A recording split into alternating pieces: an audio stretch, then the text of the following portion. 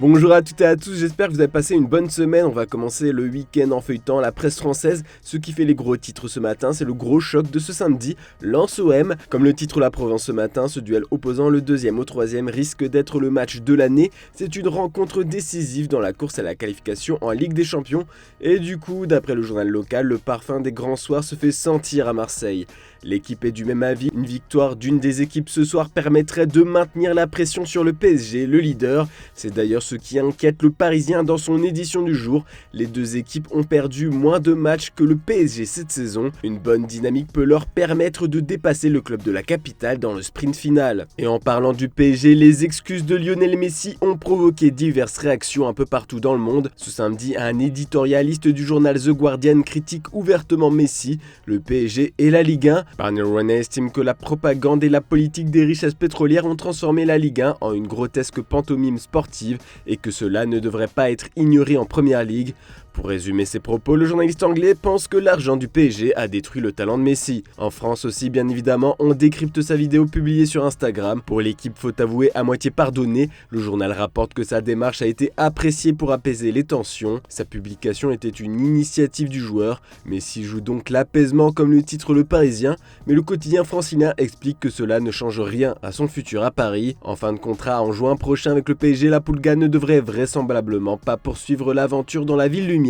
Son avenir est d'ailleurs devenu complètement flou d'après Sport. Lionel Messi ne dispose que de deux offres concrètes sur la table. D'une part, continuer avec le PSG, d'autre part, céder aux sirènes de l'Arabie Saoudite, qui lui offrirait un véritable pont d'or avec un contrat de 363 millions d'euros par an à la clé. Pour le reste, aucun autre club ne s'est réellement manifesté et l'intérêt du FC Barcelone demeure aujourd'hui plus proche de l'illusion que de la réalité. En attendant, ses anciens coéquipiers barcelonais l'ont défendu face à toutes les polémiques à son encontre. Javier Mascherano et Arturo Vidal ont trouvé que les supporters parisiens sont complètement fous de l'avoir insulté et que dans 10 ans, ils le regretteront. En Argentine aussi, l'annonce de ses excuses a provoqué de nombreuses réactions. Une fois encore, les journaux locaux s'en prennent aux supporters du PSG qui ont osé toucher au champion du monde 2022 et qui a dû sortir du silence. La Nation reprend les mots d'Antoine Comboiré qui a déclaré que l'on ne doit pas toucher à Messi. On part en Espagne maintenant car si le Barça veut se payer les services de Lionel Messi, eh bien il va falloir se débarrasser de plusieurs joueurs. D'après Mundo Deportivo, la direction des coulés veut vendre Ferran Torres, Rafinha et Ansu Fati pour pouvoir satisfaire les exigences de l'Argentin. Mais bon, à part le Brésilien, il ne souhaite pas quitter le club. Mais bon, en cas de départ, il faudra des remplaçants, mais à petit prix. Alors selon le quotidien, le FC Barcelone veut s'offrir un nouveau trident offensif peu coûteux. On retrouve des joueurs bien connus en Catalogne comme Pierre-Emerick Aubameyang. Parti libre à Chelsea, le Gabonais pourrait faire le chemin inverse avec la même méthode. Puis Xavi a été impressionné par les prestations d'Abde Ezalzouli. Avec Osasuna, le joueur prêté cette saison aura du temps de jeu avec les Blaugrana à la rentrée. Enfin, le club espagnol espère toujours recruter Yannick Ferreira Carrasco. Le Barça posséderait une option d'achat pour Carrasco d'une valeur de 16 millions d'euros et ce depuis le mois de janvier.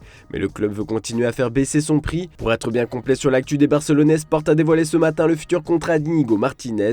Le défenseur central percevra à peu près le même salaire que dans le Pays Basque, soit environ 9 millions d'euros par an.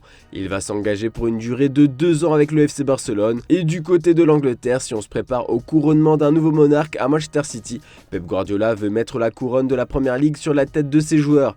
Comme l'écrit le Daily Mirror ce samedi, le coach espagnol a exhorté les supporters de Manchester City à oublier les fêtes organisées dans tout le pays pour Charles III et à soutenir ses rois, les Sky Blues, qui affronteront Leeds à 16h. Bien sûr, le joueur le plus mis en avant quand on parle de roi, c'est Erling Haaland. Le Daily Telegraph le met aux côtés de Dixie Dean, le buteur vedette d'Everton dans les années 20. Pendant la saison 1927-1928, l'Anglais a inscrit 63 buts en 41 matchs, toutes compétitions confondues, un record inégalé en Angleterre, et son petit-fils estime dans les colonnes du journal que le cyborg norvégien ne fera jamais mieux. À voir car Haaland a une mentalité inébranlable, comme l'explique Jack Grealish dans une interview accordée au Daily Mail. Haaland est très autoritaire parfois avec ses coéquipiers.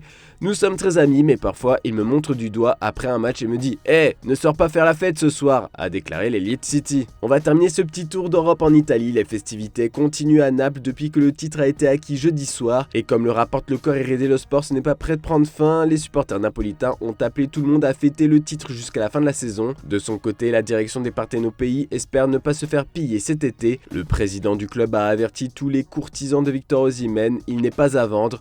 Par contre, ça va être plus compliqué de garder Kim Min-jae.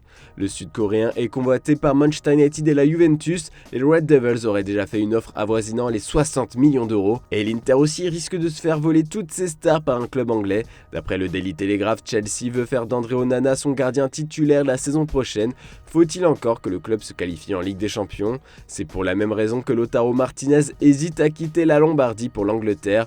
Selon les informations de Football Insider, l'attaquant argentin est devenu la cible prioritaire des Blues et de Manchester United. Voilà, c'est tout pour ce samedi, on se retrouve demain matin pour une nouvelle revue de presse. Bonne journée à toutes et à tous.